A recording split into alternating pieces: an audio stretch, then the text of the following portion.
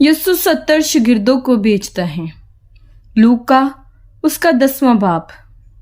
इन बातों के बाद खुदावंद ने 70 आदमी मुकर्रर किए और जिस तरह शहर और जगह को खुद जाने वाला था वहां उन्हें दो दो करके अपने आगे भेजा। और वो उनसे कहने लगा कि फसल तो बहुत हैं लेकिन मजदूर थोड़े हैं, इसलिए फसल के मालिक की मिन्नत करो कि अपनी फसल काटने के लिए मजदूर भेजे। जाओ देखो, मैं तुमको गोया बरों को बेड़ियों के बीच में भेजता हूँ। ना बटवा ले जाओ, ना झोली, ना जूतियां, और ना राह में किसी को सलाम करो। और जिस घर में दाखिल हो पहले कहो कि इस घर की सलामती हो। अगर वहां कोई सलामती का फर्जंद होगा तो तुम्हारा सलाम उस पर ठहरेगा, नहीं तो तुम पर लौट आएगा। उसी घर में रहो और जो कुछ उनसे मिले खाओ पियो, क्योंकि मजदूर अपनी मजदूरी का हकदार है। घर घर ना फिरो, और जिस शहर में दाखिल हो और वहां के लोग तुम्हें कबूल करे तो जो कुछ तुम्हारे सामने रखा जाए खाओ। और वहां के बीमारों को अच्छा करो और उनसे कहो कि खुदावंद की बादशाही तुम्हारे नजदीक आ पहुंची है। लेकिन जिस शहर में दाखिल हो और वहां के लोग तुम्हें कबूल ना करें तो उसके बाजारों में जाकर कहो कि हम इस गर्द को भी जो तुम्हारे शहर से हमारे पांव में लगी है तुम्हारे सामने जाड़ देते हैं, मगर ये जान लो कि खुदा की बादशाही नजदीक आ पहुंची है। मैं तुमसे कहता हूं कि उस दिन सदूम का हाल उस शहर के हाल से ज्यादा बर्दाश्त के लायक होगा। ईमान ना लाने वाले शहर, ए खुराजीन तुझ पर अफसोस, ए बैते सदा तुझ पर अफसोस, क्योंकि जो मौजूदे तुम में जाहिर हुए अगर सऊर और सदा में जाहिर होते तो वो टाट ओढ़कर और खाक में बैठकर कब के तौबा कर लेते। मगर अदालत में सऊर और सदा का हाल तुम्हारे हाल से ज्यादा बर्दाश्त के लायक होगा। और ए कुफरनहूम, क्या तू आसमान तक बुलंद किया जाएगा? नहीं, बल्कि तू आलमे रवा में उतारा जाएगा। जो तुम्हारी सुनता है वो मेरी सुनता है, और जो तुम्हें नहीं मानता वो मुझे नहीं मानता, और जो मुझे नहीं मानता वो मेरे भेजने वाले को नहीं मानता। 70 शागिर्दों की वापसी। वो 70 खुश होकर फिर आए और कहने लगे, ऐ खुदावंद तेरे नाम से बदरूहें भी हमारे ताबे हैं। उसने उनसे कहा, मैं शैतान को बिजली की तरह आसमान से गिरा हुआ देख रहा था। देखो, मैंने तुमको इख्तियार दिया कि सांपों और बिच्छुओं को कुचलो और दुश्मन की सारी कुदरत पर गालिब पाओ, और तुमको हरगिज किसी चीज से जर ना पहुंचेगा। तो भी इससे खुश ना हो कि रूहें तुम्हारे ताबे हैं, बल्कि इससे खुश हो कि तुम्हारे नाम आसमान पर लिखे हुए हैं। यीशु खुश होता है।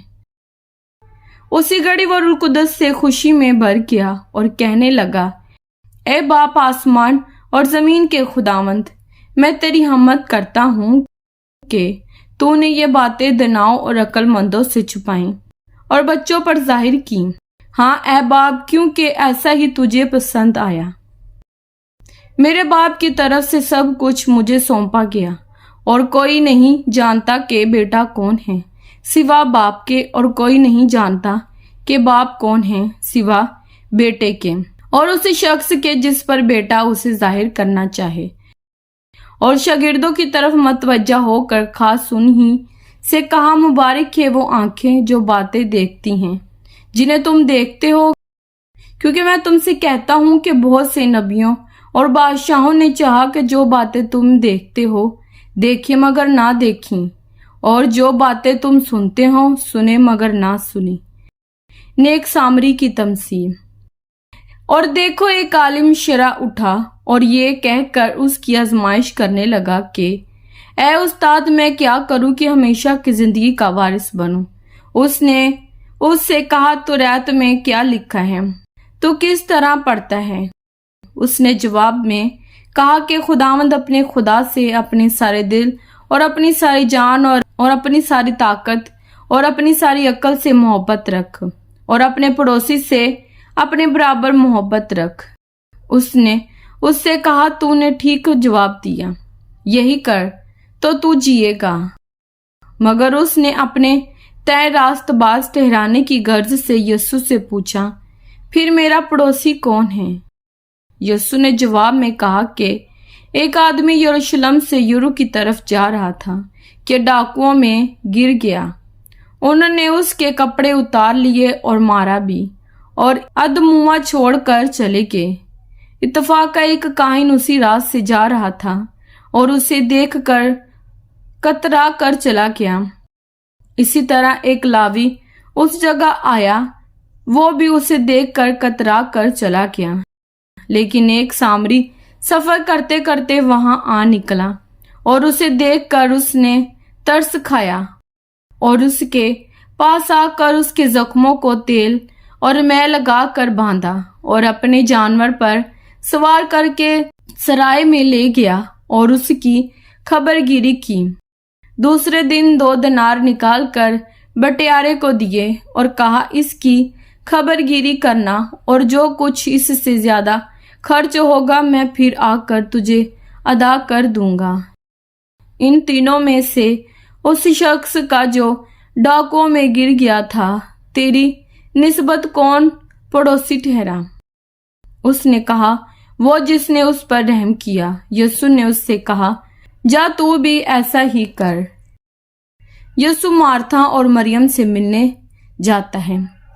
फिर जब जा रहे थे तो वो एक गांव में दाखिल हुआ और मार्था नाम एक औरत ने उसे अपने घर में उतारा और मरियम नाम उसकी एक बहन थी।